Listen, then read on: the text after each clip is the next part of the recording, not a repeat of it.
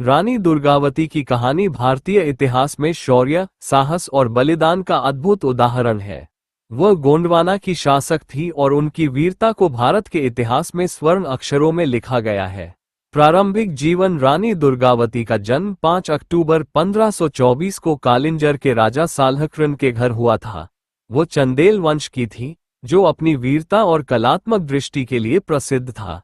रानी दुर्गावती का नाम दुर्गा के नाम पर रखा गया, जो शक्ति और साहस का प्रतीक है। विवाह और शासन। रानी दुर्गावती का विवाह गोंडवाना के राजा दलपत शाह के साथ हुआ था।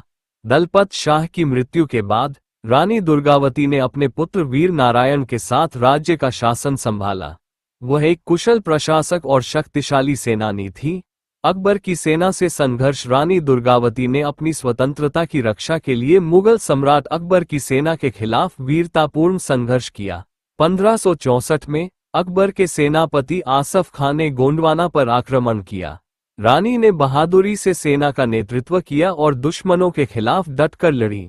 बलिदान। आखिरकार रानी दुर्गावती की सेना को भारी नुकसान हुआ। जब उन्हें लगा कि अब पराजय निकट है और वह दुश्मन के हाथों नहीं पड़ना चाहती, तो उन्होंने आत्मबलिदान करना उचित समझा। 24 जून 1564 को उन्होंने अपना जीवन बलिदान कर दिया। विरासत। रानी दुर्गावती भारतीय महिलाओं के लिए साहस और स्वतंत्रता का प्रतीक है। उनका बलिदान हमें ये सिखाता है कि अपने सम्मान और स्वतंत्रता की रक्षा के लिए किसी भी हद तक जाना चाहिए। उनके नाम पर भारत में कई स्थान, विश्वविद्यालय और संस्थान हैं। उनकी कहानी हमें ये प्रेरणा देती है कि परिस्थितियां चाहे कितनी भी कठिन क्यों न हो, आत्मविश्वास और साहस से उनका सामना करना चाहिए।